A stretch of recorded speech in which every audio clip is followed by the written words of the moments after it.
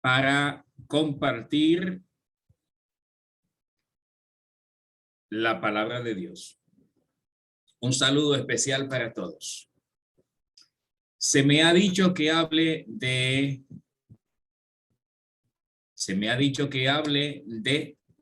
la historiografía del tiempo y el espacio. Entiendo que es un tema de suma importancia para personas, estudiantes, ministros o aspirantes al ministerio del Evangelio. Cuando hablamos de la historiografía del tiempo, nos estamos refiriendo, por supuesto, a la sistematización, al estudio pormenorizado, minucioso de los eventos acaecidos a través del tiempo.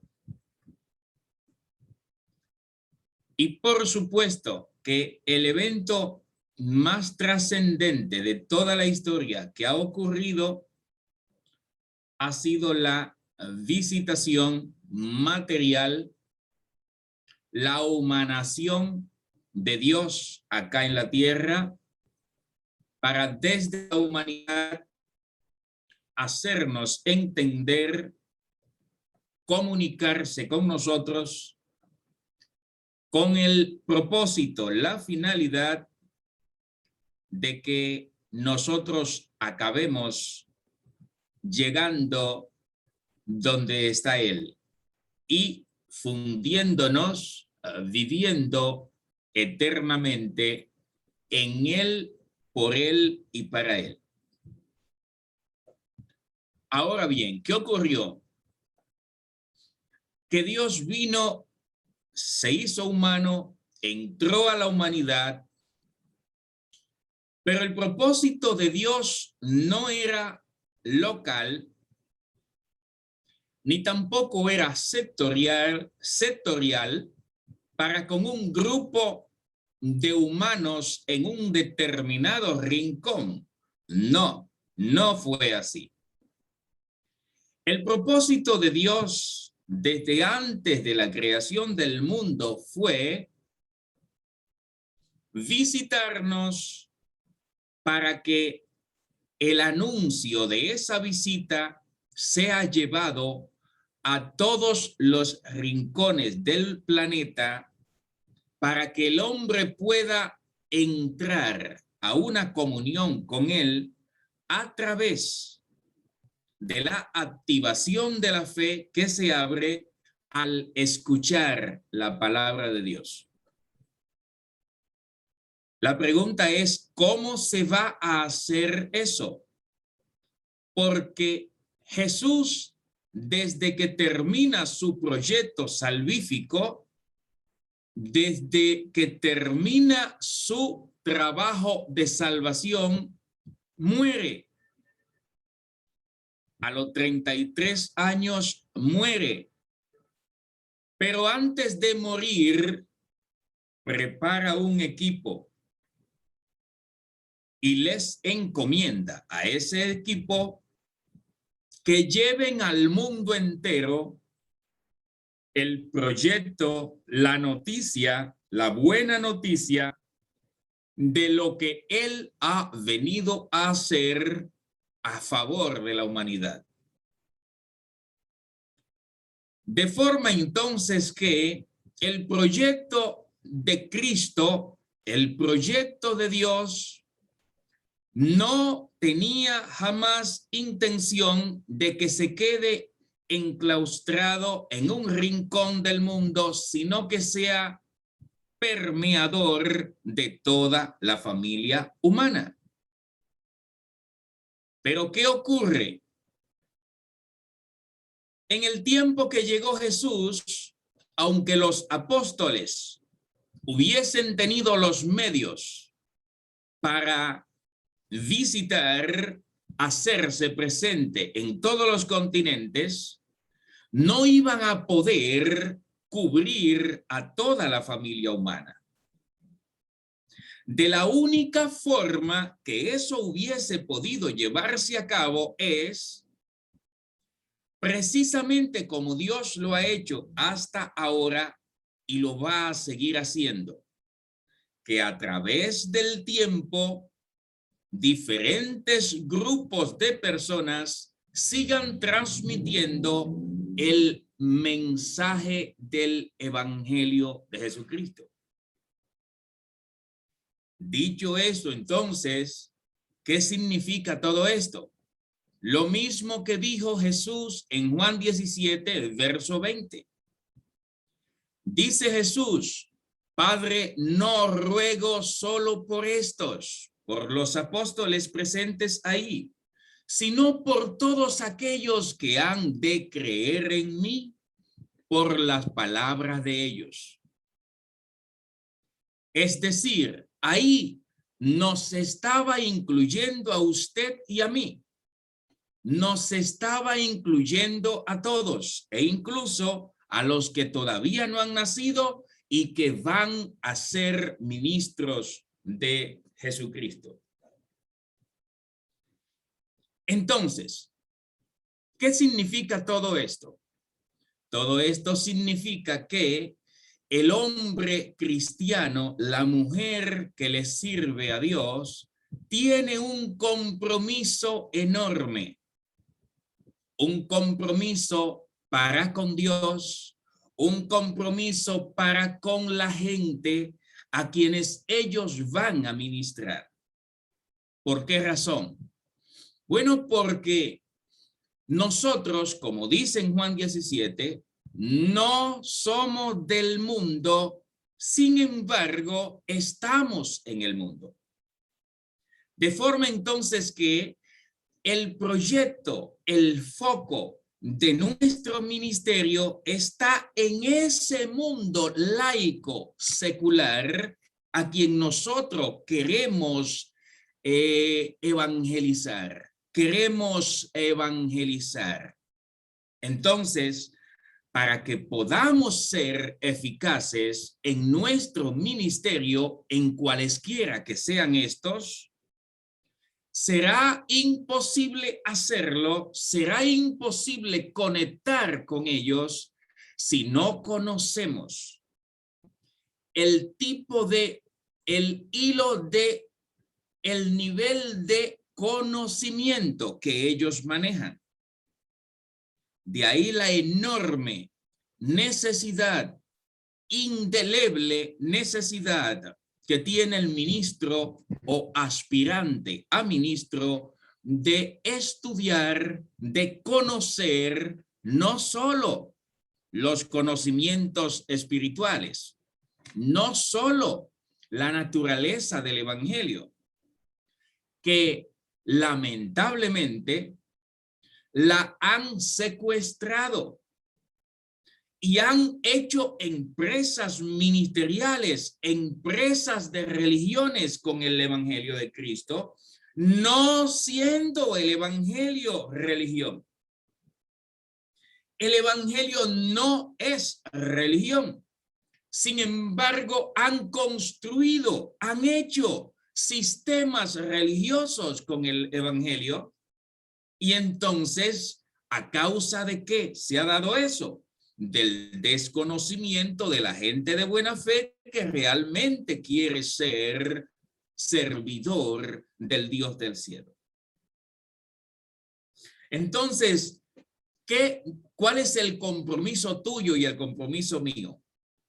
Estudiar, conocer, para conectar con la esencia del evangelio, para desnudar el pseudoevangelio.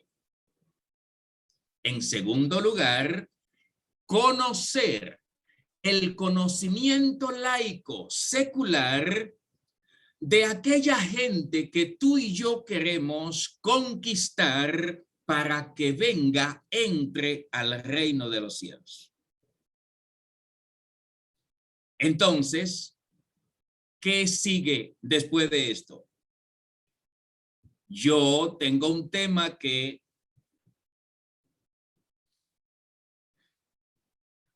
quedándonos acá hasta las 10 de la mañana, sería imposible explicarlo.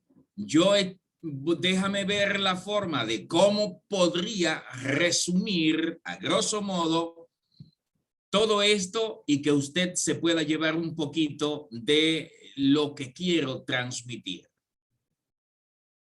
Escuche bien. En términos sociológicos, cuando estudiamos el conocimiento evolutivo, el conocimiento sistematizado de la humanidad, a la sociedad general hay que ponerla como si fuera un individuo. Hay que hacer la analogía como si fuera de un individuo. Y la vida de un individuo, desde el estado intrauterino hasta la vida adulta, cubre 7 etapas. Yo la voy a resumir a las 4 más importantes. Estoy hablando de la infancia, la niñez, la adolescencia y la adultez. Lo voy a resumir a esas 4 etapas para que, a ver cómo el tiempo me ayuda. Para poder estudiar el conocimiento humano en término general, sociológicamente, hay que ver como si fuera un individuo.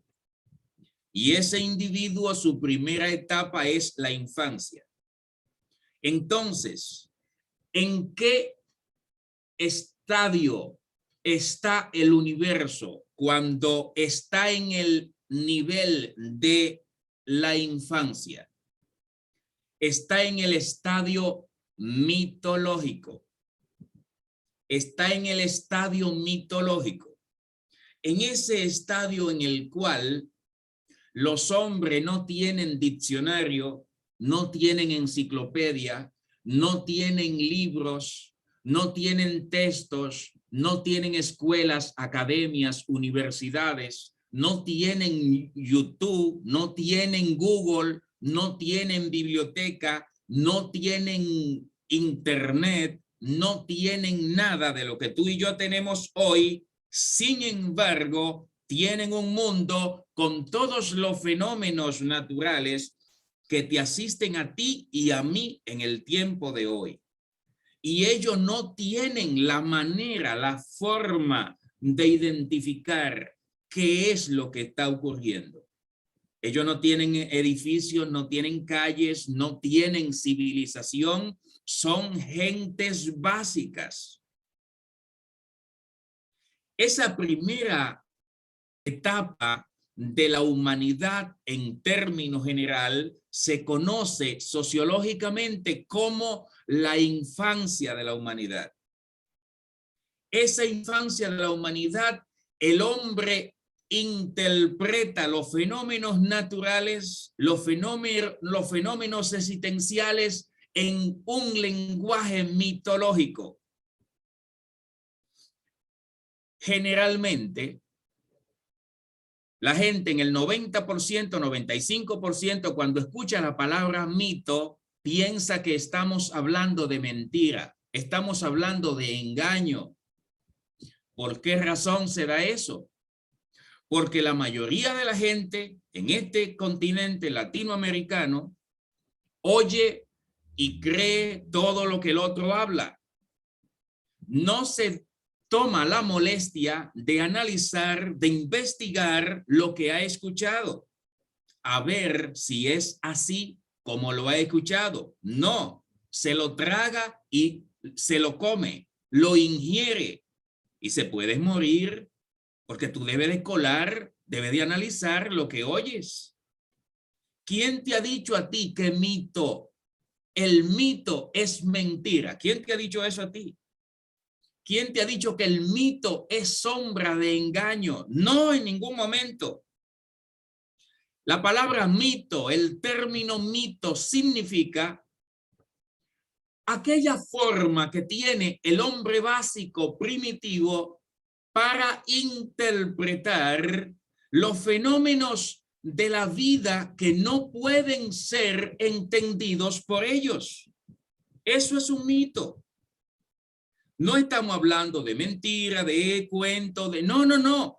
El mito es algo que el hombre que no entiende lo que está ocurriendo, entonces se crea, inventan, tejen un sistema de entendimiento de su medio ambiente, de su cosmología que ellos tienen, y esa es la vida para ellos.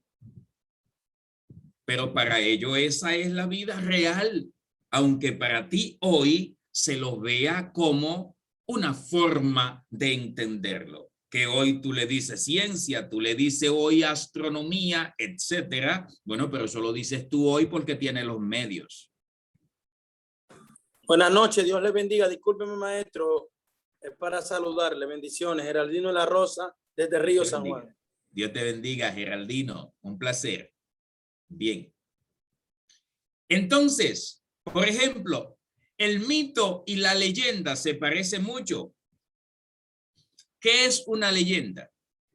Una leyenda es una historieta que se gesta en la cultura de una sociedad, de un grupo étnico particular, en el cual ellos van, ese folclore suyo, esa cultura, esa costumbre suya, la van entretejiendo y la van engordando con exageraciones de ellos. Y de eso forman leyendas nacionales. Y entonces, en esas leyendas pueden haber personas fantásticas.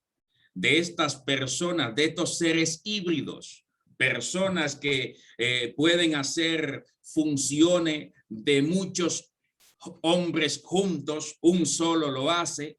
Pueden haber personas con parte de su cuerpo de animal, como si fueran híbridos. Pueden haber personas semidioses. Esos son leyendas. Pero el mito, en el mito, ¿qué hay? ¿Qué confluye en el mito? En el mito está la relación de los seres espirituales con el hombre. El hombre y los seres espirituales conversan y tienen relaciones y hablan y se comunican como si fueran dos seres humanos. Eso ocurre en el mito. Cuando pasamos la etapa de la infancia de la humanidad, entonces vamos a pasar ¿a qué? Vamos a pasar entonces a la niñez de la humanidad. En la niñez de la humanidad, entonces va a nacer el primer fenómeno de intento de racionalizar el cosmos. Se va a hacer el primer intento de entender qué es este lugar donde nosotros vivimos. Estoy hablando entonces de la primera generación de filósofos que nace 800 años antes de Cristo en Grecia. Teniendo el primero de ellos, ¿a quién? A Tales de Mileto. Y después de Tales, muchísimos otros que no voy a poder mencionarlo a todo. Tenemos a Tales de Mileto, tenemos a Anaximandro, Anaxímenes, Anaxágoras, Protágoras, Parménides, Heráclito, muchísimos. ¿Y qué buscan estas gentes? Esta gente buscan el apeirón. ¿Qué es esto? ¿Qué es el apeirón? Andan buscando cuál es la sustancia primera de lo que está hecho el mundo. Tales dice que está hecho de agua. Anaximandro dice que está hecho de unas semillas invisibles. Parménides dice que está hecho de pensamiento, que lo que cohesiona, lo que une, lo que funde a todo el universo es el pensamiento. Y cada uno va a decir que está hecho de fuego, que está hecho de el polvo de la tierra. El otro va a decir que está hecho de los 4 elementos. Y cada quien va a presentar una posición diferente. Heráclito dice, está hecho de qué? De nada. El hombre de pensamiento está hecho el mundo. Y el mundo está en una constante fluir, movimiento. Por eso no podrá bañarte 2 veces en un mismo río, porque te tiras ahora. Y cuando te vas a querer volver a tirar, ya el agua donde te tiraste la primera vez va muy lejos. Y eso es la vida para los Heráclitos. Esa primera generación de filósofos denominados naturalistas o cosmológicos son el primer intento de entendimiento. ¿Pero dónde surge? Surge en la niñez del universo. Seguimos estudiando sociológicamente a la humanidad y vamos entonces a pasar a la infancia, a la adolescencia del mundo. Y la adolescencia del mundo entonces va a estar representada por un sistema de creencias, un sistema de religiones en la cual el hombre siente una hambre, siente la necesidad de unirse, fundirse con la fuente de donde él subyace. Y entonces, ¿qué ocurre? Bueno, sencillo, lo que ocurre es que el hombre expresa la necesidad, porque la palabra religión viene del latín que significa religare, volver a la fuente. Eso es religión. Ahora, ¿qué ocurre? Que la religión es un trabajo, es un sistema, es un instrumento sociológicamente demostrado y antropológicamente también, que el hombre tiene una necesidad de crearse creencias para poder explicarse a sí mismo las cosas de sus imposibilidades. Entonces, ¿pero qué ocurre? Es imposible que el hombre pueda subir hacia Dios. ¿Qué vemos? ¿Qué vemos en el Génesis? Que Dios va hacia el hombre, no el hombre hacia Dios. Es todo lo contrario. Cuando Dios va hacia él, es lo que hace que se esconde, porque le coge miedo. Es Dios que va detrás del hombre para redimirlo, porque antes de él crearlo sabía que él iba a fallar desde que lo cree. Desde antes de Dios hacer el universo, Dios sabía que cuando coloque al hombre allí, el hombre iba a fallar. Por eso Dios creó el proyecto de salvación mucho antes de la creación del universo. Entonces, ¿qué ocurre? Que los medios que han de subir al hombre de la tierra al cielo necesariamente tienen que caer, tienen que venir del cielo a la tierra. Y eso es lo que vemos en palabra de Cristo. ¿Qué dice Jesús? Dice Jesús, nadie puede venir a mí si mi Padre no lo trae. ¿Y qué sigue diciendo? Nadie puede ir al Padre si no es por mí. Porque nadie ha ido al cielo. ¿Por dónde cogemos para ir hacia Dios? ¿Tú tienes idea? ¿Tú has ido alguna vez a dónde Dios? ¿Cómo tú sabes que cogiendo para la derecha, para la izquierda, para arriba, para abajo, cómo vamos a llegar a donde está Dios? ¿Quién sabe? El único que sabe es el que salió de ahí. El único que sabe a dónde está él es el que dice, nadie lo ha visto jamás. Nadie lo ha visto jamás. Escuchen en español.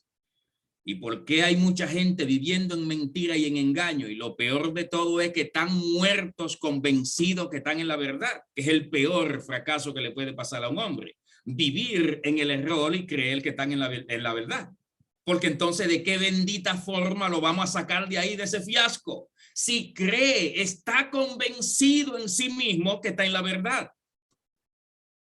¿Cómo lo sacamos de ahí?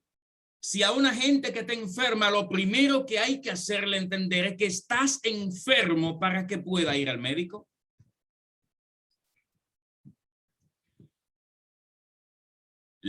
Todas las culturas, todas las etnias se inventan sus sistemas de religiones queriendo acceder al Dios del universo a través de sus medios. Luego, ya en la adultez del universo, comienza entonces que cuando termina la etapa de la adolescencia, el universo entra a la etapa de la adultez. Pero, ¿y cuándo es que el hombre entra a la adolescencia? La humanidad entra a la adultez. ¿Y cuándo el hombre entró de la niñez, de la infancia a la niñez, de la niñez a la adolescencia y de la adolescencia a la adultez? La primera etapa fue del 800 antes de Cristo hacia atrás. Esa es la infancia. La niñez es del 800 antes de Cristo al 476 después de Cristo. ¿Y la adolescencia cuál es? Del 476 al 1453. ¿Y qué ocurre en el 1453? Sencillo, acaba la etapa religiosa en la cual el sistema oriental, occidental, romano, tenía estudio, el sistema de conocimiento humano lo tenía secuestrado y el que osaba intentar conocer algo fuera del canon que ellos facilitaban, ya tú sabes cómo terminaba, como el pollo que se hace y se sirve el 24 de diciembre. Entonces, en el 1453 termina ese tiempo oscuro en el cual se conoce como el medievo, la Edad Media, y entonces nace otro movimiento conocido como la modernidad. La etapa de adultez del mundo comienza con la modernidad. Y esa modernidad, ¿qué va a dar al traste? Con esa modernidad comienzan una serie de movimientos de estudio de diferentes focos, con diferentes direcciones. Aquí surge entonces dos conceptos fundamentales. Surge la gnoseología y la epistemología. La gnoseología es la teoría del conocimiento del hombre. ¿Cómo es que el hombre entiende? Y la epistemología es el estudio o la teoría del conocimiento científico. De nada de eso se podía hablar antes. ¿Por qué razón? Porque lo mismo que ocurre, familia mía, lo mismo que ocurre con los bebitos, con los niños cuando están en sus etapas y con los benditos muchachos adolescentes, eso mismo ocurría con la humanidad en esas etapas tempranas. ¿Cuál es la característica de un niño? ¿Y por qué a una gente adulta cuando se comporta como un niño se le dice a sí mismo, tú pareces un muchacho? porque vive gritando, haciendo bulla, moviéndose demasiado, parece que está incontrolado, no controla sus emociones, no se sabe manejar. Tú pareces un niño, un viejo de yo no sé cuántos años, y se comporta como un niño. ¿Por qué? Porque se mueve demasiado, no sabe comportarse, no se comporta, no se mueve como debería hacerlo una persona adulta, grita mucho, hace muchas exigencias y muchas cosas. Y esas son características de muchachitos, de niños y de adolescentes. El término lo dice, adolescentes. ¿Qué significa? Que adolece de qué? De madurez. Y por eso se comporta como se comporta. Porque no tiene el nivel de madurez necesario para entender las cosas.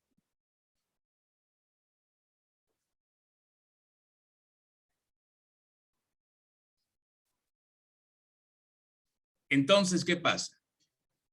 La epistemología, la teoría del estudio científico, la noceología, la teoría de cómo el ser humano entiende, es para gente adulta.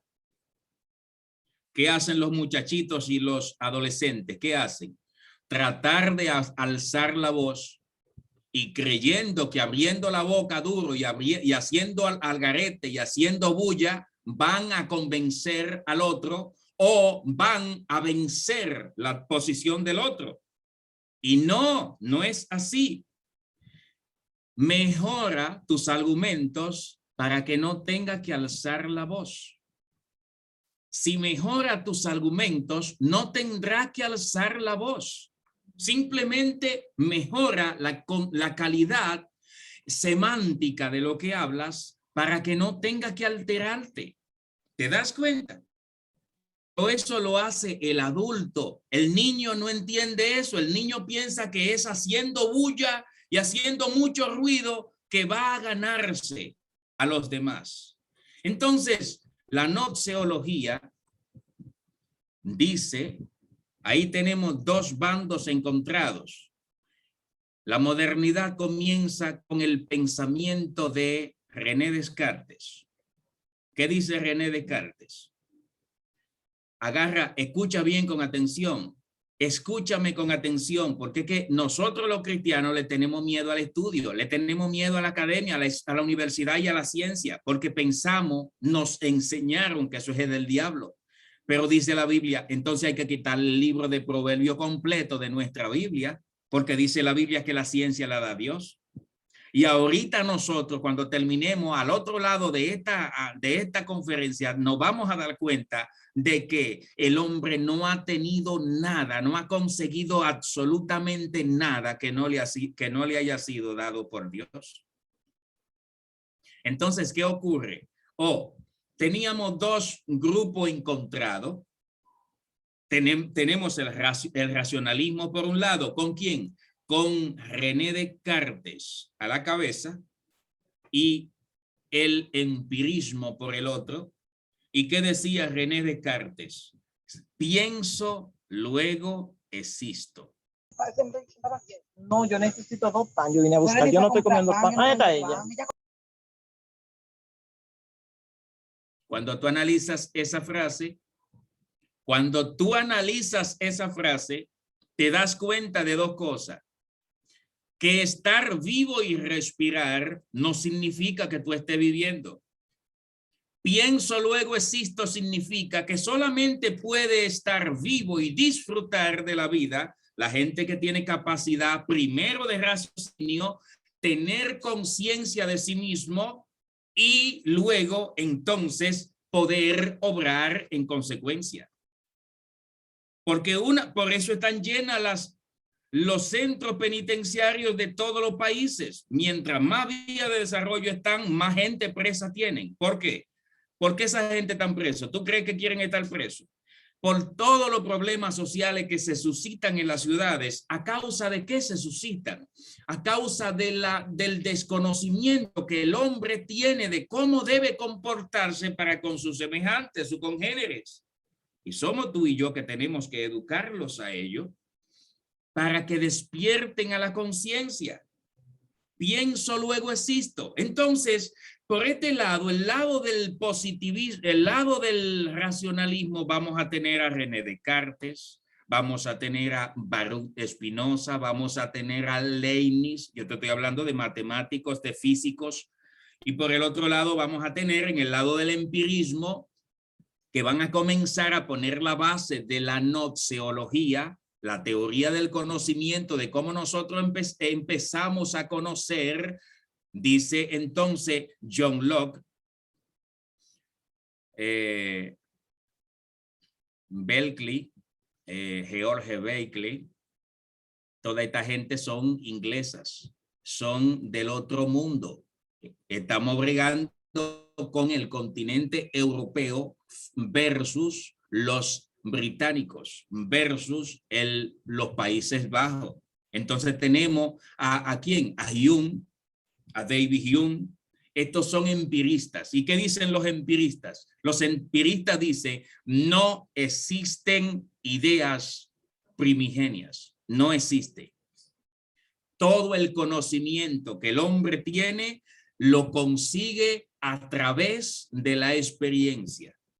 Usted sabe que el fuego quema porque en un momento determinado le ha puesto la mano al fuego y se ha quemado. Y ya sabe que el fuego quema. Esos son los empiristas.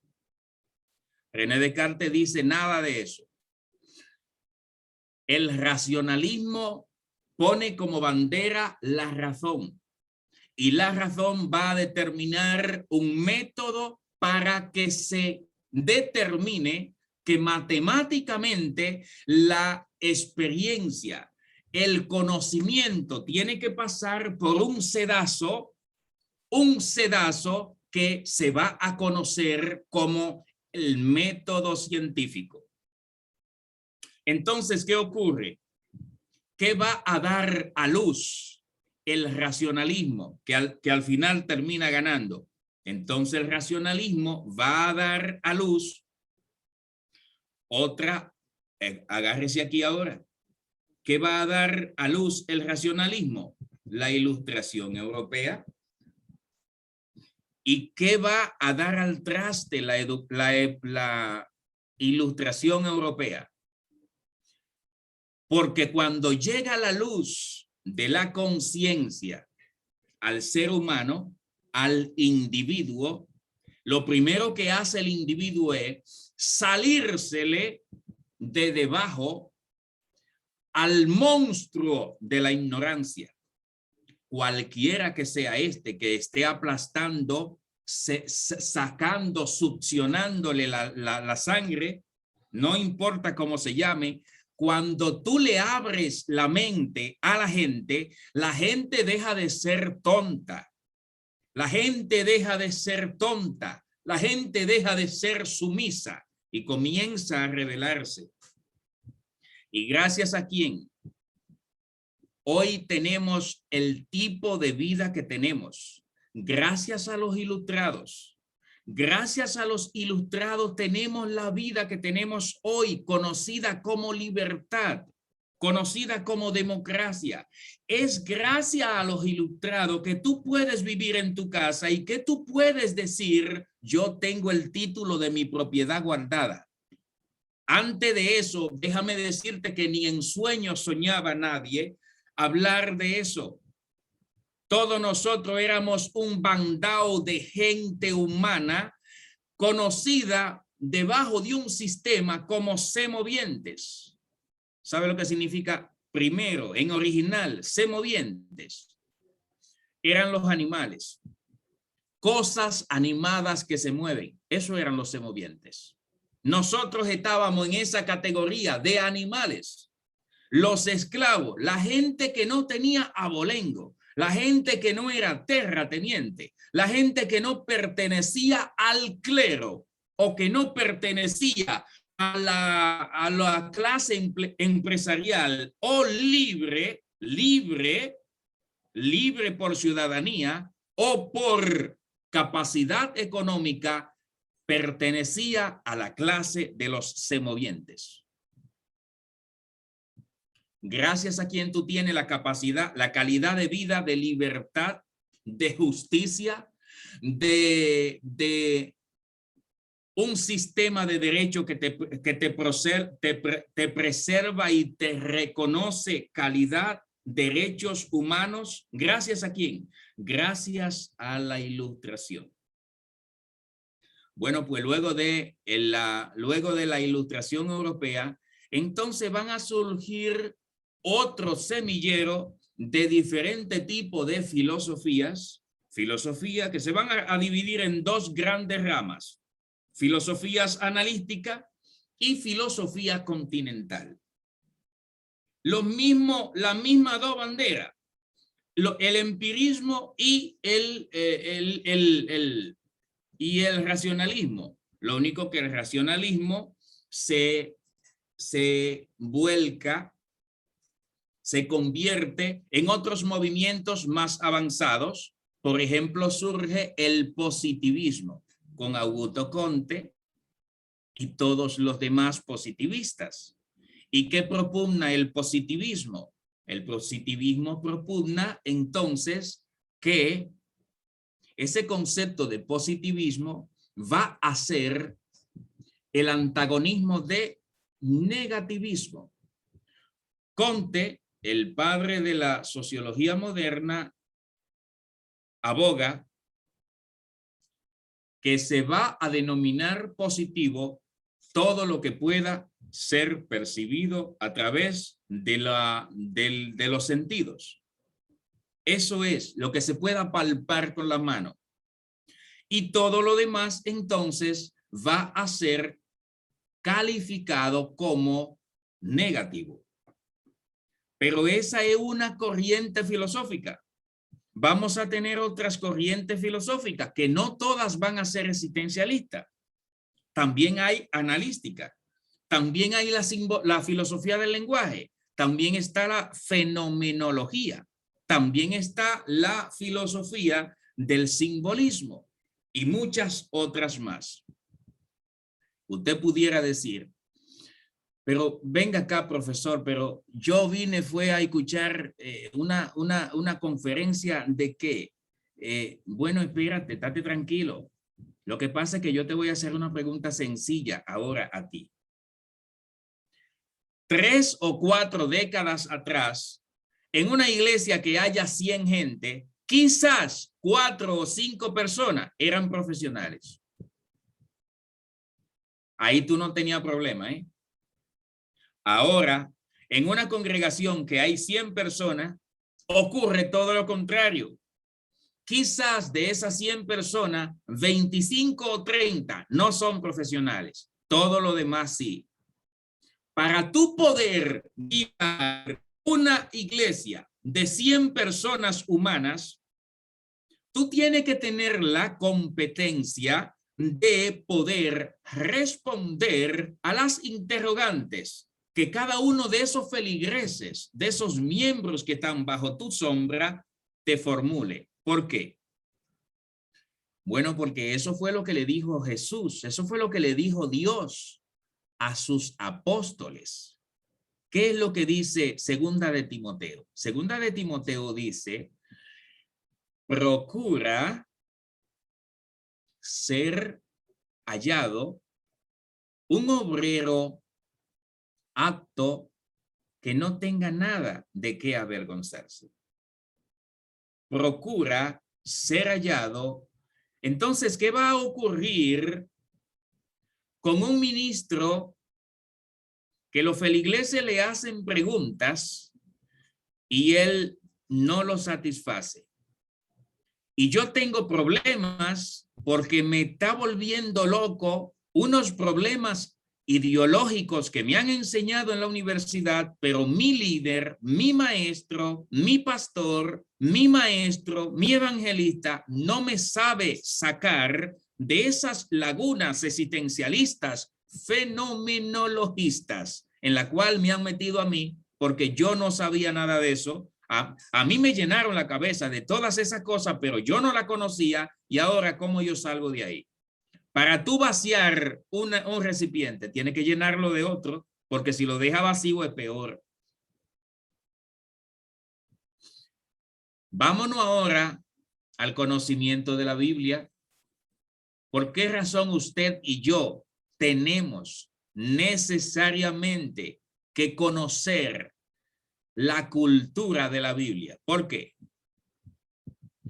Porque será imposible usted conectar a la gente con Dios si usted no conoce el trasfondo de la Biblia. Si usted no conoce la naturaleza de dónde viene la Biblia que tú tienes en la mano, va a ser imposible entonces conectar a la gente con ese Dios de la Biblia. Entonces usted pudiera pensar,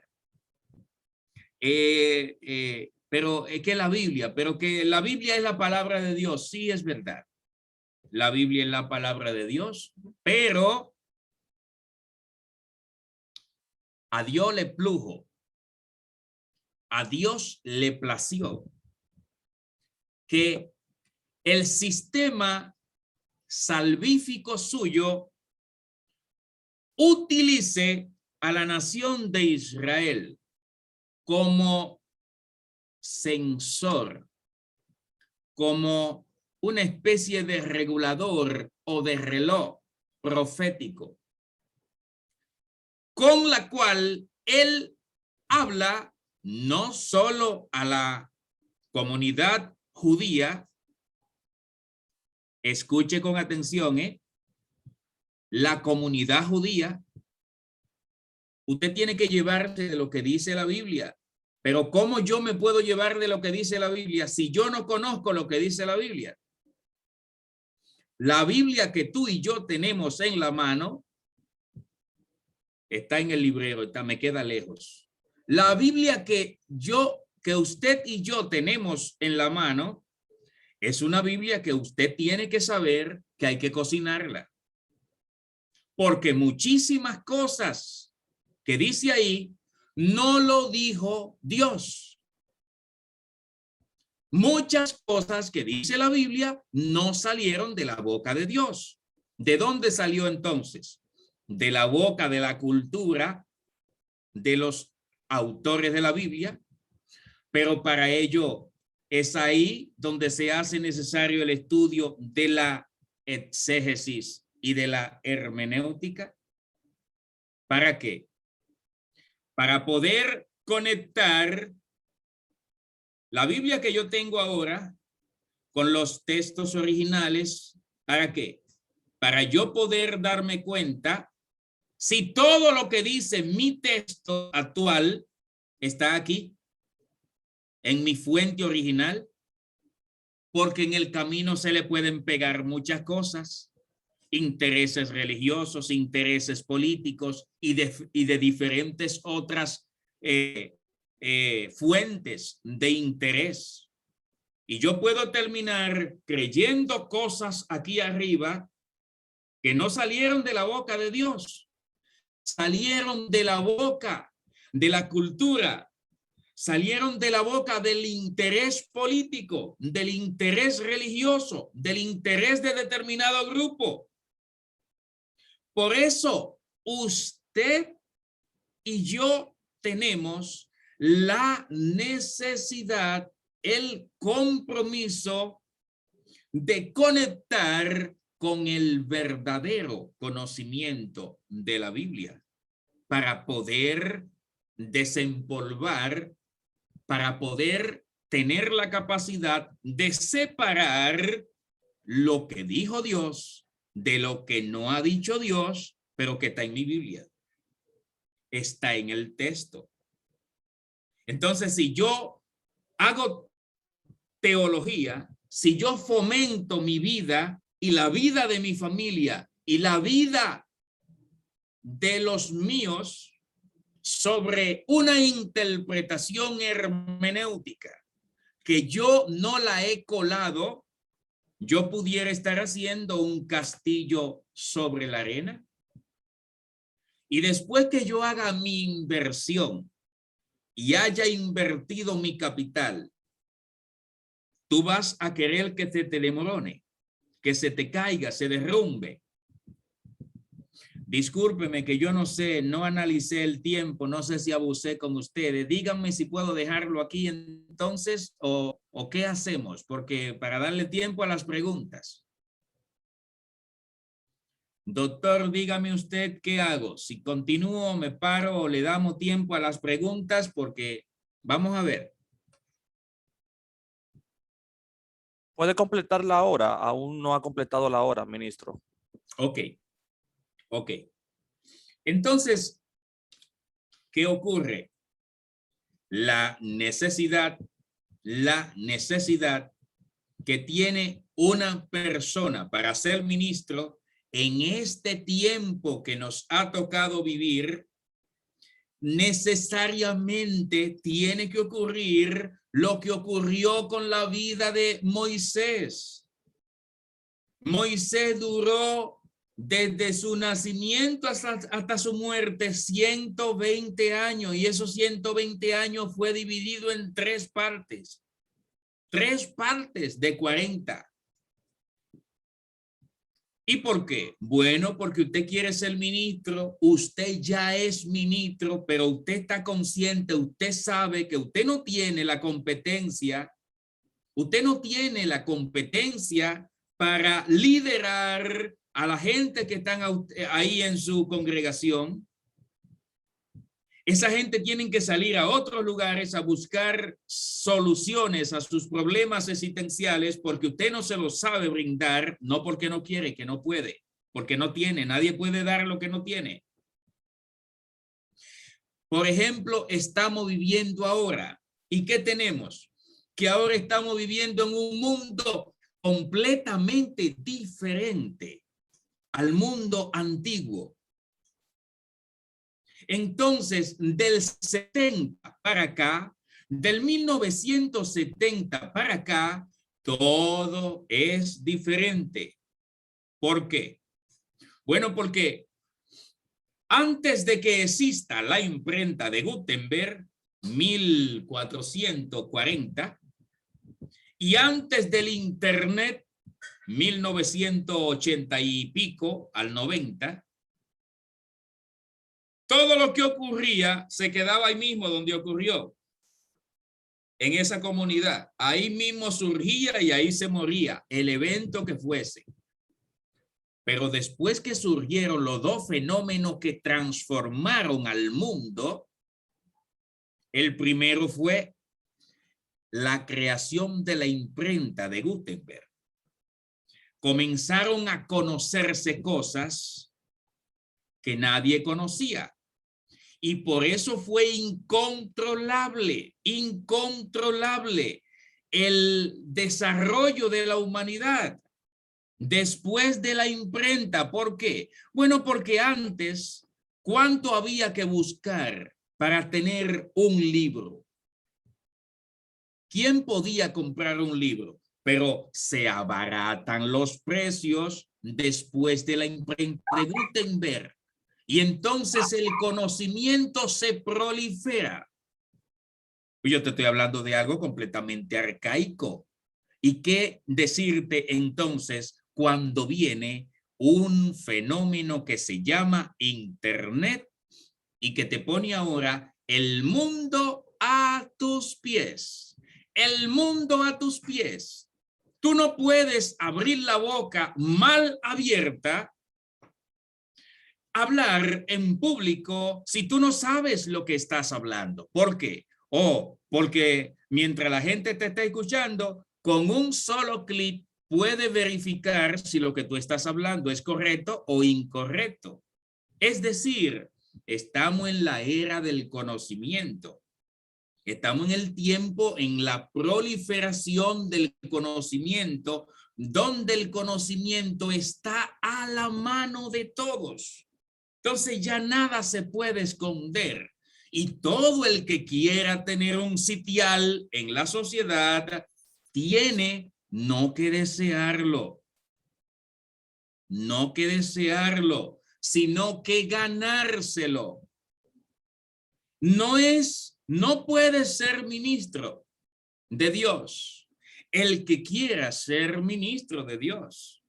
En este tiempo, para usted poder ser ministro de Dios, tiene que tener la cualificación para poder ser ministro de Dios. ¿Por qué razón? Bueno, porque tenemos al Dios de quién? Al Dios de Heidegger. ¿Al Dios de quién? O de Descartes. ¿Y qué dicen ellos? Al Dios de Leibniz. ¿Y qué dicen ellos? Al Dios de Spinoza. ¿Y qué dicen ellos? Pienso, luego existo. Estamos hablando de raciocinio, estamos hablando de intelectualidad, estamos hablando del positivismo, estamos hablando de la ciencia, que antes de la imprenta de Gutenberg estaba la superstición. Estaba el mundo guiado, dirigido por lo supersticioso. Por ejemplo, para que usted no tenga duda de lo que yo estoy hablando, por ejemplo, de la modernidad, de Galileo para atrás, ¿qué creía todo el mundo? ¿Qué creía todo el mundo? Que los astros eran dioses, eran divinos. De Galileo para atrás, ¿qué creía todo el mundo? Que el geocentrismo, se tenía la fe, se creía, y la Iglesia Católica había enseñado que la Tierra era el centro del mundo. ¿Y quién es que desmonta todo eso y organiza la cosa? Galileo. ¿Y quién es Galileo? Nada más y nada menos que el padre de la astronomía moderna. ¿Y qué demuestra Galileo? Demuestra que la luna no es tan bella como se la ve desde aquí. Nosotros desde aquí la vemos maquilladita. Pero cuando tú te acercas bien a ella, te das cuenta que tiene muchísimas montañas, muchísimos cráteres, que no es redondita como la vemos desde aquí, que parece una papa ovoide, que no es redondita, es fea, no es bonita. ¿Y qué descubre Galileo? Que el sol no es perfecto como se lo ve desde aquí, que tiene manchas que aparecen y desaparecen. ¿Y qué más descubre Galileo? Que no todos los cuerpos funcionan y se mueven alrededor necesariamente de la Tierra y necesariamente del Sol. ¿Por qué? Porque Galileo descubre las 4 lunas de Júpiter. ¿Y alrededor de qué giran las lunas de Júpiter? Alrededor de la luna, de la Tierra, alrededor del Sol, no alrededor de Júpiter. ¿Y qué te quiero decir con esto? Galileo pone la base. Galileo pone la base de la astronomía moderna. Agárrate. De Galileo para abajo, ¿qué se creía? Que los astros estaban compuestos ¿de qué? De los 4 elementos, eso antiguo, que creía el mundo desde que el mundo estaba en la etapa de la infancia y de la niñez. Venían con esto. Agárrate más todavía. Aristóteles todavía creía eso. Yo te estoy hablando de Aristóteles, una de las mentes más lúcidas que ha tenido la humanidad. Aristóteles todavía creía que los astros estaban hechos de esas 4 esencias y que las estrellas estaban hechas de un 5º elemento conocido como la 5ª esencia. Entonces los cuerpos celestes estaban colocados ahí arriba dependiendo de la dignidad que tenían ellos. Las dignidades eran aire, fuego, agua y tierra. Al fondo, la tierra. Esa es la astronomía antigua. ¿Y qué descubre la astronomía moderna? Lo que yo quiero es que usted conecte, no con lo que usted se sienta mal por algo que yo esté diciendo. Porque puede ser que si usted es demasiado romántico en el término de religión, usted entonces se esté sintiendo mal con lo que yo estoy diciendo. Pero es mejor que usted se sienta mal con lo que yo estoy diciendo, pero que analice, por favor, analice lo que le estoy diciendo, a ver si es real lo que estamos hablando o por lo contrario, estamos inventando. ¿Qué está ocurriendo en la era de la adultez del mundo? Que el hombre está conectando con la parte más consciente de Dios. Estoy hablando de la razón. Estoy hablando del intelecto. Dice la Biblia que Dios es eso. Dios es luz. Dios habita en luz inaccesible y la luz es sinónimo de inteligencia. Y dice la misma Biblia que Dios da la ciencia y la sabiduría. No la superstición, la ciencia, la sabiduría. El tipo de vida que tenemos hoy, ¿a quién se la debemos? ¿Cuánto dinero y cuánto tiempo tú tenías que disponer para ir de América a Europa? Un año, mínimo un año para tú ir de América a Europa. 6 meses para ir y 6 meses para venir. ¿Y cuánto dinero tenía que disponer? Y ahora, gracias a Galileo, gracias a Sir Isaac Newton, uno de los científicos más grandes de la historia humana, de todos los tiempos, Newton. Gracias a él, tú coges un aparato que se llama avión, tú te montas y te lleva a un continente en horas, con un precio muy módico. Antes tú tenías que vender una casa para ir de Europa a África. Ahora tú vas por un par de dinero, por un poquito de dinero. ¿Gracias a quién?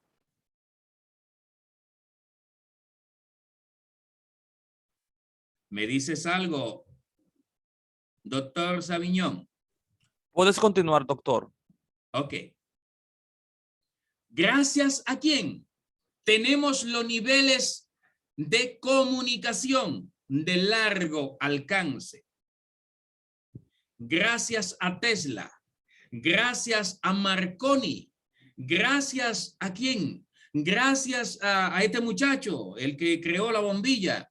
Te digo ahorita que tuvieron un pleito, Tesla y él también. Edison, Thomas Edison. Gracias, mijo, gracias. A Edison. ¿Qué hace Tesla? Gracias a quién llega la luz a tu casa. ¿Gracias a quién? Gracias a Tesla. Llega la luz a las ciudades. Él es quien hace el enramaje, el sistema de distribución eléctrica. Eso es ciencia. Eso es conocimiento. Eso es positivismo. Y eso está en la adultez del mundo. Entonces la epistemología trabaja el sistema de conocimiento del hombre, y esta es la última parte para yo dejarlo aquí, porque si abro otra idea, no me gusta dejar la cosa inconclusa. Voy a dejar esto aquí. Ponga atención a esto, que voy a cerrar con esto. La importancia de la epistemología, es decir, la teoría del conocimiento comprobado, o sea, la teoría del conocimiento racional, consiste en ¿qué? En la verificación. El constructo mental que domina la mente de nosotros, ¿cuál es?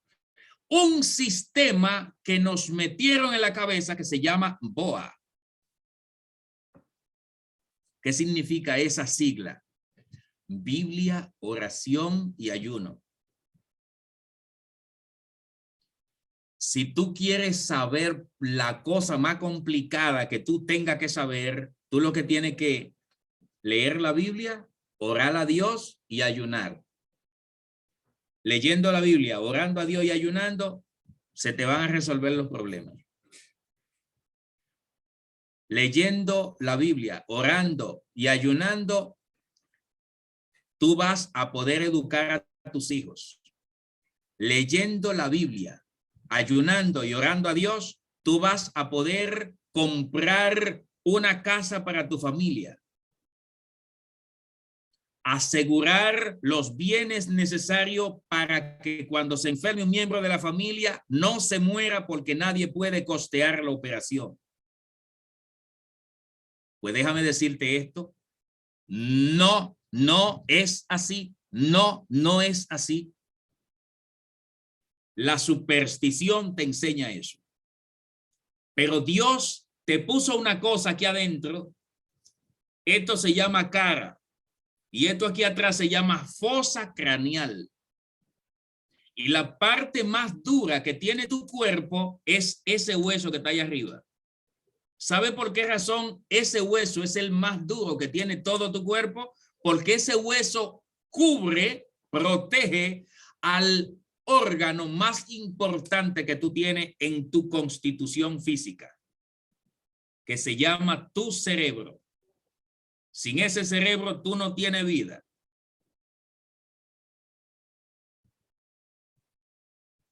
Ok, es verdad. Yo sé lo que me está diciendo. Ahí hay un médico que me está diciendo. El cerebro dura 6 minutos vivo después que el corazón se para. Sí, ok, está bien.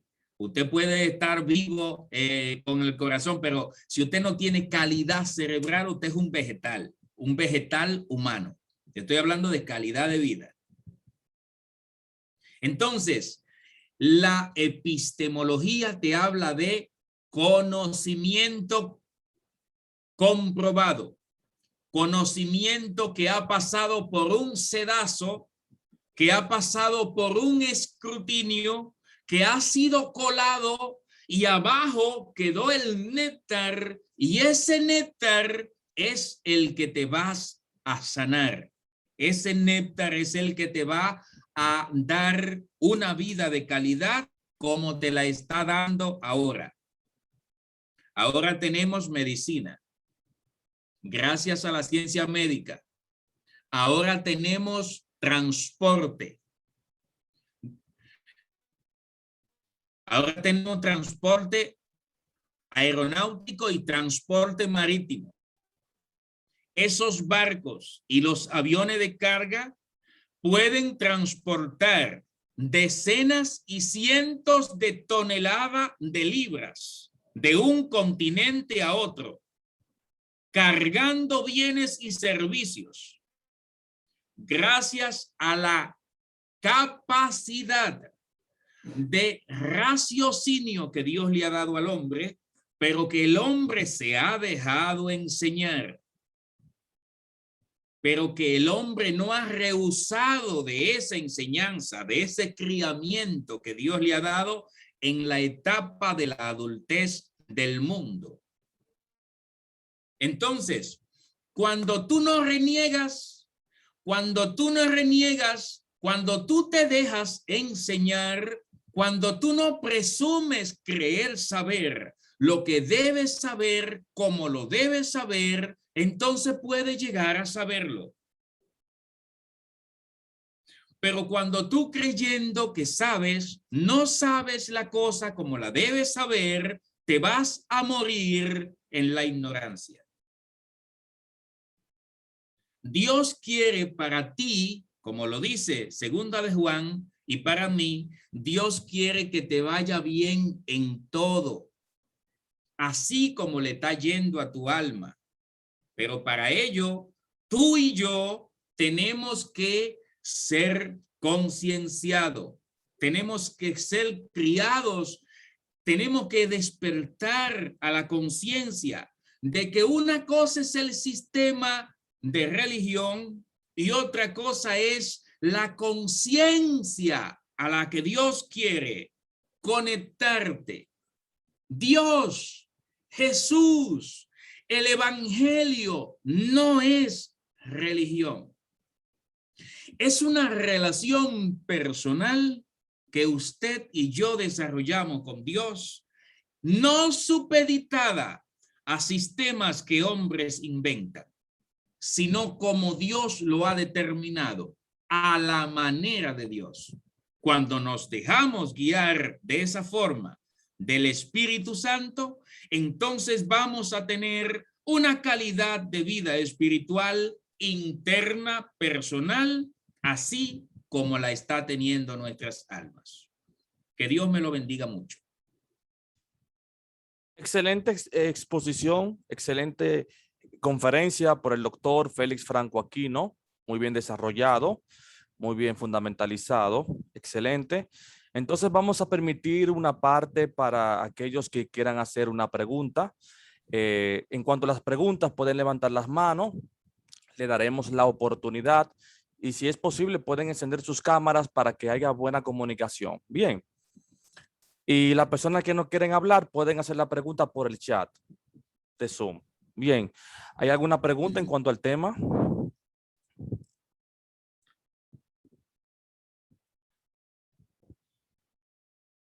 ¿Alguna pregunta, alguna inquietud? Sí, Geraldino de la Rosa.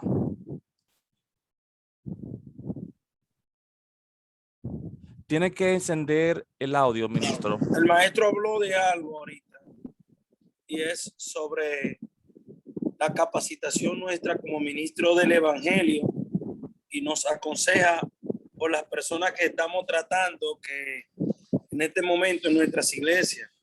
Y yo lo veo de esta forma, debemos de prepararnos según lo que la misma Biblia nos dice, porque el hombre de Dios debe de ser preparado en todo, no solamente por nuestra iglesia actual, sino para los retos que la vida nos presenta diariamente.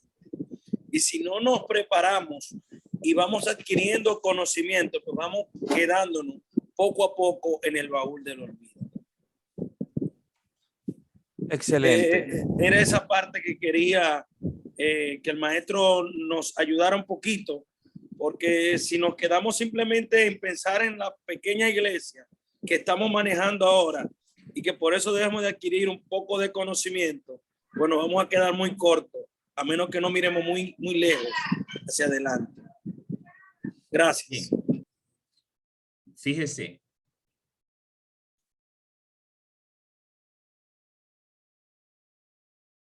De la Ilustración europea salieron varias vertientes de filosofías. Una de ellas es la fenomenología, la filosofía crítica, el existencialismo y la filosofía analítica materialista. Los proponentes de esas corrientes de filosofías le dan al 2025 o 2030 para que desaparezcan los sistemas de religiones.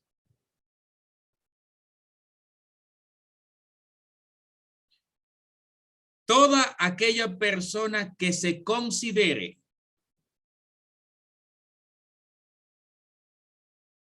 que crea que es o que desee ser ministro del Dios del cielo, por amor a Dios, por amor al sistema de fe cristiana, debería comenzar a prepararse. Porque cuando se tenga que ir a un foro internacional a defender la posición de la fe, mi pregunta es la siguiente: ¿quién estará dispuesto a ir?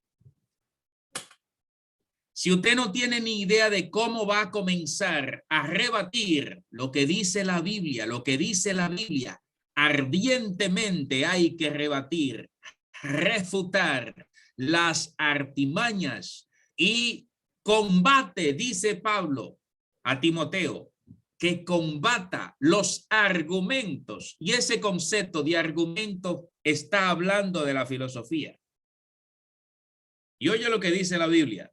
Oye lo que dice la Biblia. Donde abunda el pecado, sobreabunda la gracia. Y dice la Biblia en Primera de Timoteo, el espíritu que Él nos ha hecho, el espíritu que Él ha hecho moral en ustedes es superior al mundo y vence al mundo. La ciencia del cielo, en Primera de Corintios dice, hay sabiduría terrenal y sabiduría celestial. La sabiduría terrenal no es comparable a la ciencia del Dios del cielo. Ahora bien, ¿por qué razón yo no me siento en competencia? ¿Por qué razón yo no me siento en competencia de enfrentar a un físico, a un biólogo, a un filósofo para defender la fe a favor de la comunidad de fe? ¿Por qué yo no me siento en competencia de hacer eso? Porque yo no estoy viviendo la verdadera vida espiritual, porque yo no estoy asumiendo el verdadero compromiso que Dios me ha dicho que asuma, porque yo no me he educado en el nivel que Dios ha querido que yo me eduque. Pero olvídate de lo que ha pasado. Podemos comenzar del lunes en adelante para ser competente en el momento oportuno.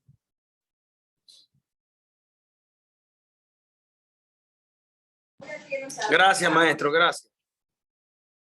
Excelente, muy bien. Otra persona que quiera hacer una pregunta, alguna interrogante, alguna explicación que quieran que el profesor establezca ahora mismo, es la oportunidad.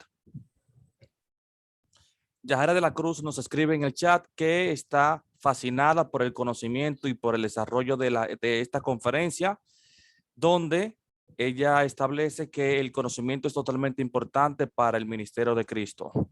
Bien. Bueno, en lo que un estudiante o una persona quiera hacer la pregunta, le tengo una pequeñita pregunta. Doctor, si una persona está pastoreando en Inglaterra, en esa congregación hay una persona que es un astrónomo, hay otra persona que es astrofísica, y le hacen una pregunta en cuanto al sistema creacionista, en cuanto al Génesis. ¿Usted cree que ese pastor tendrá quizás la capacidad intelectual para poder responder de acuerdo a la solicitud de estas personas ilustres? Si está viviendo en Inglaterra y si está pastoreando en Inglaterra, no veo por qué no tenga la competencia académica que deba tener.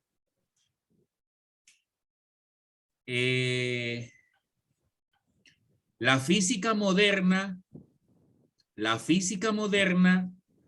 mecánica cuántica ha demostrado que el mundo ha sido creado. Alberto Einstein demostró en el 1916 hasta el 1939 se estuvo discutiendo y fue demostrado, científicamente fue demostrado, que el universo tuvo un comienzo. Si el universo tuvo un comienzo, entonces lo que sigue de eso es que si tuvo un comienzo, alguien lo creó. Antes del 1916, se presumía que el universo era eterno, que existía siempre y que era infinito. Después de la teoría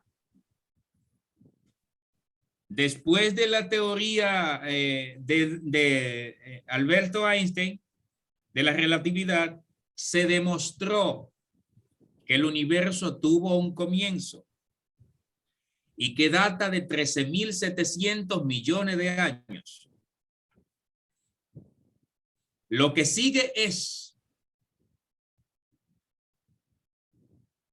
si tuvo un comienzo, y escuche en español, escuche, y que lo oiga el mundo entero.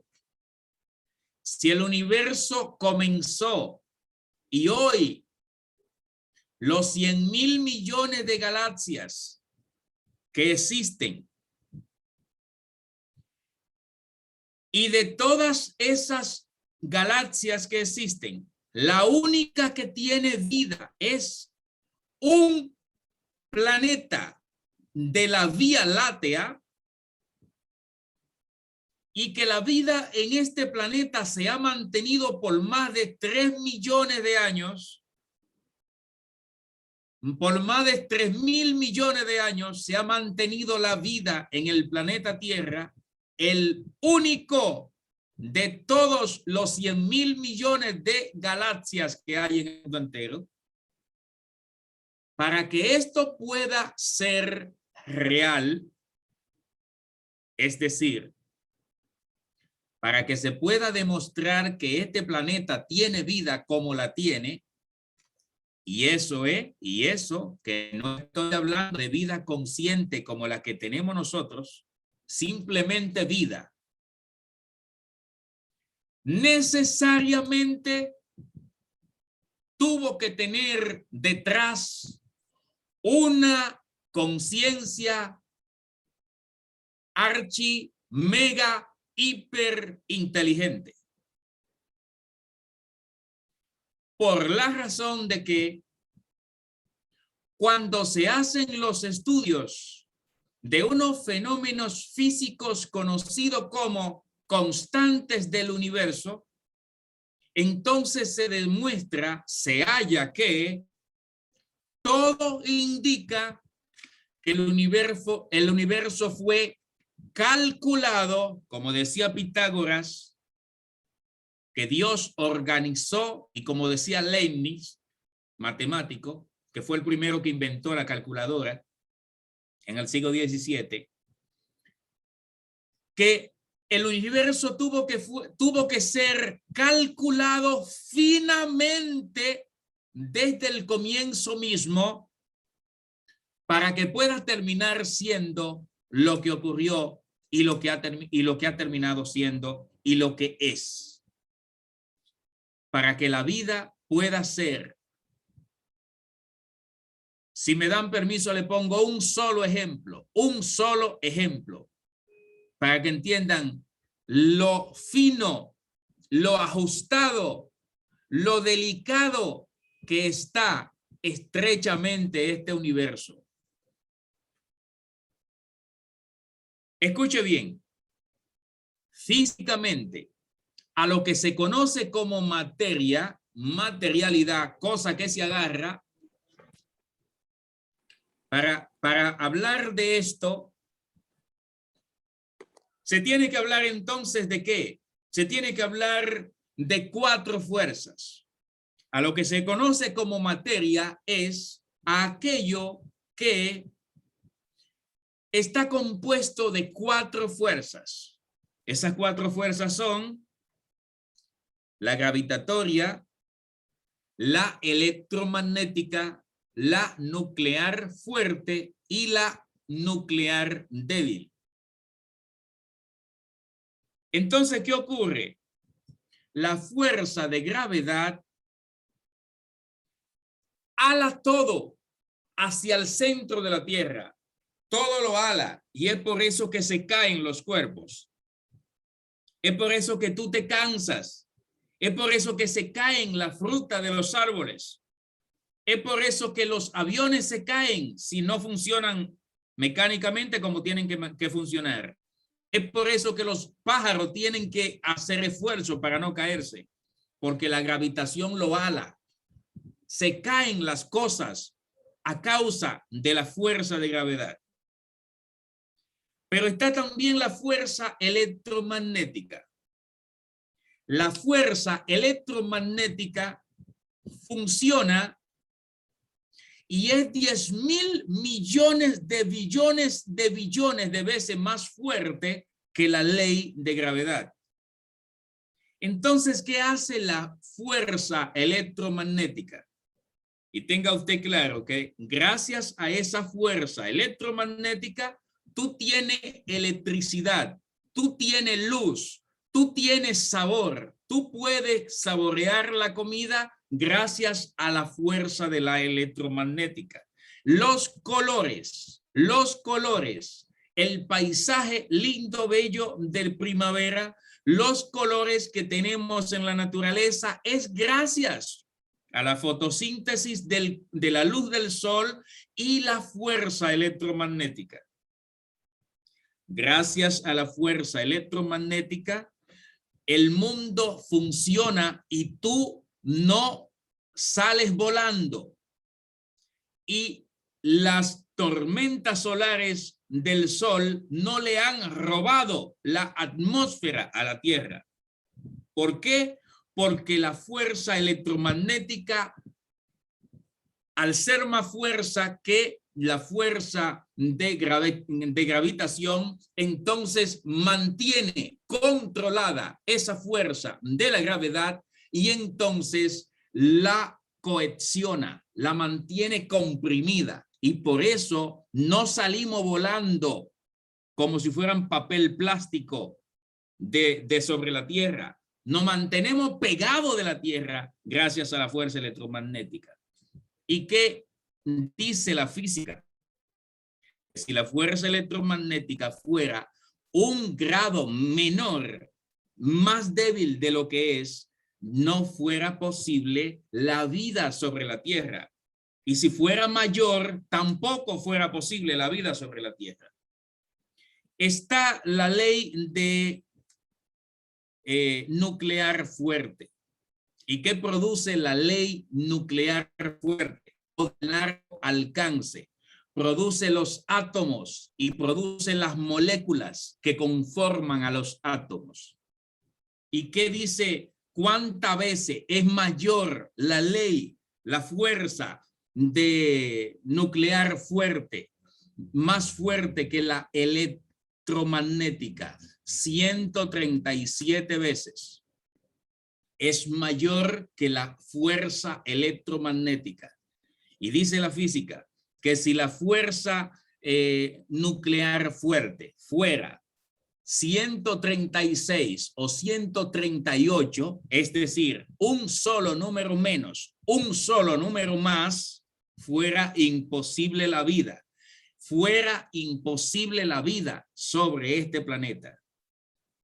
Yo te estoy hablando del ajustamiento del universo. Yo te estoy hablando del ajustamiento fino del universo. Yo te estoy hablando a ti de Dios sin mencionar el término Dios. Porque nada ni nadie puede. La fuerza nuclear débil, la fuerza nuclear débil. ¿Qué produce la fuerza nuclear débil? Entonces, mira, yo no tengo tiempo para dar todos estos detalles. Estoy viendo que están haciendo preguntas. Esto es complicado, pero déjame decirte unas cosas. En el 1939 se hallaron las cenizas, las radiaciones de la hoguera, del fuego que quemó, que se quedó concentrada en diferentes partes del universo a causa de la gran explosión del Big Bang. El Big Bang no es una teoría, ya es ciencia desde el 1939. Entonces, ¿qué pudiera decir un profesor, un pastor alemán, que alguien le quiera rebatir la posición creacionista? Ningún científico serio, moderno, discute que el universo fue creado. Ahora bien, que tú no quieras poner la etiqueta de Dios es discutible. Que el universo está finamente ajustado es verificable. Dije verificable. Si es verificable, es comprobable. Entonces, todo eso se resume a que si es ajustado verificablemente, detrás de ese ajuste verificable, tiene que haber una mente consciente para que eso pueda ser así. Bien, nuestro distinguido hermano Liberto nos escribe por el chat, nos hace varias preguntas. Por ejemplo, pregunta él que, ¿qué edad tiene la Tierra? ¿Qué base bíblica lo sustenta? ¿Es bíblico hablar de millones de años? ¿Es invención humana o solo es un pensamiento espúreo? Lo primero es que la Biblia no es un libro de ciencia. La Biblia no te puede hablar de astronomía porque la Biblia no es astronomía. Eso es lo primero. Usted lo primero que tiene que saber es que la Biblia te habla de una revelación, de orden espiritual, no de ciencia. Eso es lo primero. Lo segundo es que la Tierra tiene 4.500 millones de años de que existe. Y para que la Tierra pueda existir, tuvieron que haberse agotado muchas generaciones de estrellas para que con los restos de esas estrellas se pueda construir el tipo de núcleo que tiene, que es del tamaño de la tercera parte de su masa total. Y gracias al tipo de núcleo de hierro líquido que tiene, la Tierra tiene un campo magnético que se autorrenueva a sí mismo. La Tierra, y cuando te hablo de miles de años, científicamente es verificable, comprobable. Ahora, tuve creo que hace un mes y pico o 2 meses, que estaba hablando con alguien y me decía, ¿y cómo esa gente saben que algo puede tener tantos millones de años? Eso son cosas que se lo inventan. Si hace 50 años atrás tú le decías a alguien que íbamos a tener aparatitos con los cuales pudiéramos comunicarnos con otra persona que esté en diferentes países, ni loco te lo va a creer. Porque la gente cree la cosa hasta donde su cerebro le permite entender. Entonces, si yo no puedo entender una cosa, la mente mía lo que dice es, descártalo, no lo crea. Pero la física es la física y tiene todos sus instrumentos para hacer los cálculos y los análisis a través del carbono 14, de la radioactividad y el radioactivo 235, 237 y 238. O sea que la ciencia no inventa ni especula. La ciencia, para ser ciencia, tiene que ser comprobada. No estamos inventando aquí. Excelente, muy bien. ¿Alguien más quiere hacer una pregunta? ¿Alguien más quiere preguntar? ¿Hay alguna inquietud? Creo que hace unos minutos nuestro distinguido Eduard Ramírez levantó la mano. Correcto, Dios le bendiga a todos. Eduard Ramírez de la provincia de Samaná, República Dominicana. Yo quería preguntar, o sea, es claro que el profesor dijo hace un rato que para poder hablar sobre los escritos bíblicos había que contextualizar, o sea, sabemos que la Biblia fue escrita básicamente para el pueblo de Israel. Eso lo tenemos bastante claro. La pregunta que hizo el licenciado, el doctor Luis Aviñón, fue bastante acertada. O sea, como un pastor, pero vamos a contextualizarlo, vamos a traerlo aquí, un pastor dominicano que tenga ya personas, por ejemplo, en nuestra iglesia del Nazareno, nosotros allá tenemos biólogos que son personas que estudian y el desarrollo también de los microorganismos en el agua.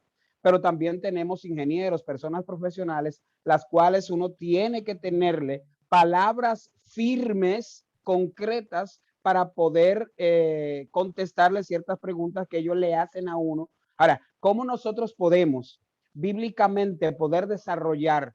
Ya hubo la pregunta de cómo se puede comprobar bíblicamente en la edad de la Tierra. Ok, eso también lo sabemos, no es como, es lo que usted acaba de explicar, pero ¿cómo uno bíblicamente puede uno explicarle a estas personas la razón de ser del universo, y no solamente la razón de ser del universo, sino cómo fue el universo realmente creado. Big Bang o fuerza a sí mismo. Esas son las respuestas que ellos tienen para uno, pero en Dios, ¿cómo uno puede darle esta pregunta? ¿Cómo puede suplir esta pregunta? Bien.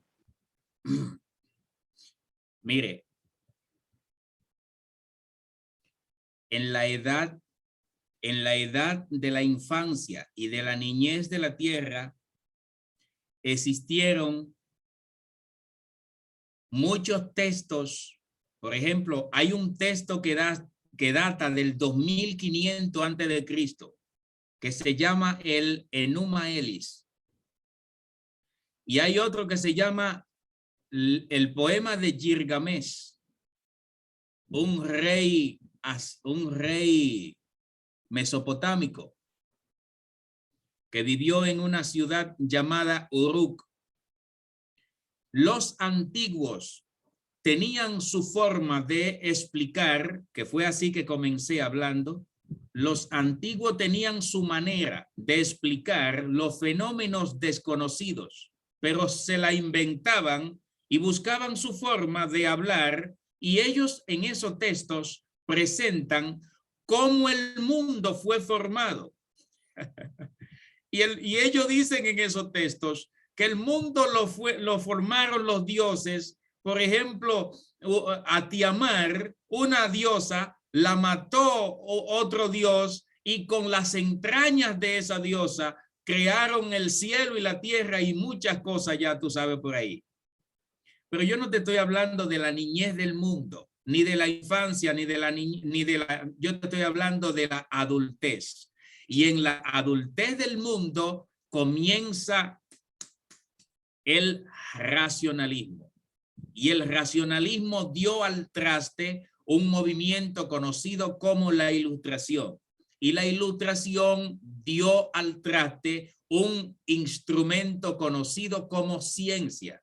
Y la ciencia no es de este ni de aquel, es de todos aquellos que quieran hacer el trabajo, el ejercicio, y lo mismo que te da a ti cuando tú calculas 20 más 20 aquí en el occidente, es lo mismo que tiene que darle al que hace ciencia en África, en Oceanía, y calcula 20 más 20, le tiene que dar lo mismo. Eso es lo que se llama ciencia, comprobaciones universales. Entonces, ¿cuáles son las razones para decir que el universo fue creado por Dios? Las razones para decir que el universo fue creado por una conciencia cósmica, por una conciencia que no cabe en el universo, que es anterior al universo, es el diseño que tiene el universo, como dijo Blaise Pascal. ¿Qué dijo Blaise Pascal? Poca ciencia te aleja de Dios, pero mucha ciencia te lleva hacia Él. ¿Por qué dijo él así eso? Porque todos los científicos, mientras más estudien la materialidad, más se convencen a sí mismos de que esta vaina, esta cosa no puede existir sin una mente lúcidamente clara de lo que estaba haciendo. Por ejemplo, el ADN no tiene otra explicación que una mente inexplicable, tal como te lo dice Primera de Timoteo y como te lo dice Romanos capítulo 1, verso 20. Un Dios inaccesible que no se puede entender. El código del ADN que conforma el sistema de cómo tú estás hecho y hasta dónde tú vas a crecer y cada uno de los 100.000 millones de células que conforman tu cuerpo lo tiene el código del ADN. Y si tuviéramos tiempo, nos fuéramos para atrás hasta el primer individuo humano que existió. ¿De dónde cogió, de dónde tomó el primer individuo para formar el código, la codificación de los cromosomas que conforman el sistema que conforma la descripción, las codificaciones que te conforman a ti? Entonces, si es biólogo, si es microbiólogo, si es patólogo, si es de lo mientras sea científico de lo más pequeño, más creyente tiene que ser. Todos los, desde los físicos, los astrofísicos, los astrónomos, todos los que estudian la materia, y mientras más pequeña, mejor, más convencidos están de que, ¿cuál es el problema? El problema no es admitir el concepto, la palabra Dios. El problema es lo que significa expresar eso. Como dice Romanos capítulo 1, 17, 18, 19. ¿Qué dice ese capítulo? O el capítulo entero. Segunda de Timoteo capítulo 3. ¿Qué dice? Ellos decidieron excluir a Dios de su vida. No es, porque dice bien claro, lo invisible de Dios, su eterno poder y deidad se ha hecho palpable a través de la cosa hecha. O si no, pregúntale al Salmo 19. Los cielos cuentan la gloria de Dios y el firmamento anuncia la obra de su mano. Es imposible concebir el ajuste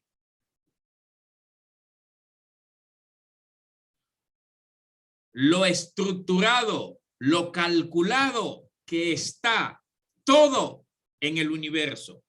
Y esto exista sin que alguien finamente inteligente esté detrás de todo esto. Ahora, tú quieres una base bíblica. Yo te la doy. Antes de que exista el mundo material, cuando solo existía Dios en la eternidad, en sí mismo, Dios tuvo un pensamiento. Ese pensamiento está en Apocalipsis capítulo 21, verso del 1 al 3 al 4. Y dice, he aquí el tabernáculo de Dios con los hombres, y él morará con ellos. He aquí el tabernáculo de Dios descendiendo del cielo. Eso ya es al final del sistema de cosas. Desciende la nueva Jerusalén a la tierra nueva, cuando esto sea procesado todo. Y entonces dice que Dios estará con ellos y ya no habrá sol ni luna. La presencia permanente de Dios será la lumbrera de ellos. Entonces, a causa de ese proyecto que Dios tiene, a causa del proyecto, del pensamiento que Él se propuso en sí mismo, fue que Él construyó este universo físico. Porque dice Primera de Corintios capítulo 15, primero es lo material y después lo espiritual. ¿Por qué primero lo material? Porque Dios, a Él no le interesaba hacer robot, hacer seres que estén programados para que hagan lo que él quiera que haga. No. Él quería que la gente que vivan con él, que los seres que vivan con él en la próxima eternidad hayan sido lo que decidieron, lo que se dispusieron tomar esa elección. Por eso tú tienes libre albedrío. Por eso dice Jesús, yo toco. Si tú me abres, entonces entro. Pero no dice que rompe la puerta si tú no me abres. ¿Te das cuenta que esto no es forzado? Yo toco. ¿Y qué dice Juan 14? Solo los que me aman van a poner en práctica mi palabra. Los que no me aman no van a poner en práctica mi palabra. Esto es una cosa opcional. Entonces dice, Dios nos mete en unos estuches de carne material para que dentro de ese estuche de carne material, con el tiempo que tú duras aquí, tú decidas si quieres optar por él o vivir tu vida individual, que también tiene derecho. Entonces, todos aquellos que deciden amarlo a él, dejan de vivir ellos para vivir para él. Entonces, cuando salen del estuche material, pasan para aquel lado con él. Y son esos espíritus procesados aquí en la materia lo que van a vivir la eternidad futura. Entonces, todo el aparataje del universo que tú ves tiene un solo objetivo: mantener la vida en el planeta Tierra. Es como si fuera un reloj. ¿Cuánta pieza tiene un reloj? La única finalidad de todas esas piezas es una sola: dar la hora. Dar la hora. Entonces, todos los matemáticos, físicos y astrónomos que comenzaron la modernidad, Leibniz, a Galileo, Copérnico, Giordano Bruno y todos los demás, entendieron que el mundo es como una máquina. De ahí el concepto mecanicista del universo. Entonces, todo el engranaje del universo, todas estas galaxias, todos estos cuerpos y todos estos movimientos que tiene el universo, tiene una sola finalidad: mantener la vida en la tierra. Y tú vienes a la vida material, tú naces de tu mamá biológico y tiene un cuerpo material por una sola razón: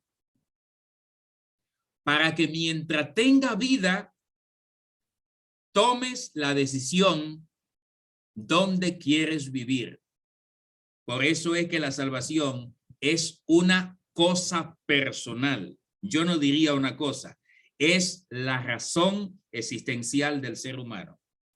Usted viene al mundo a una sola cosa: a tomar una decisión con quién quiere vivir, o con Dios o fuera de él. Eso no lo va a contestar diciendo sí o no. No. Es con todo el comportamiento de tu vida a lo largo de tu existencia. Porque dice la Biblia, si comienzas a ser justo, pero después te descontrola, ¿cómo que dice? Hay un término allá afuera ahora, te desacatas.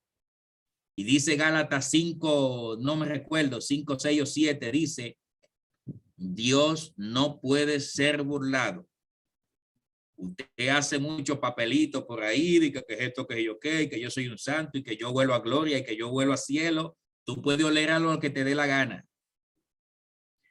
Tú puedes oler a lo que te dé la gana. Hay uno que ve hasta la intención de los pensamientos. Y a ese tú tendrás que darle cuenta. Usted o vive en santidad para Dios o vive en santidad para Dios. De lo contrario, nació en balde. Terminé.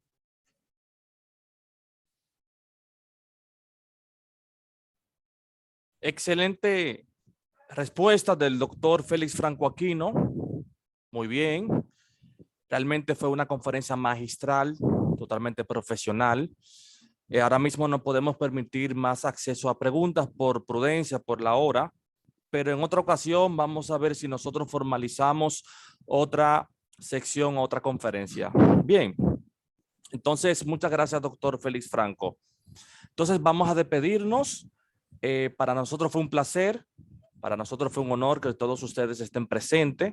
Recuerden que esto fue gracias a la Asociación Internacional de Teólogos Bíblicos, que está para servirles. Bien, entonces nada, que tengan feliz noches. Dios les bendiga a todos. Shalom. Bendiciones. Bendiciones del cielo.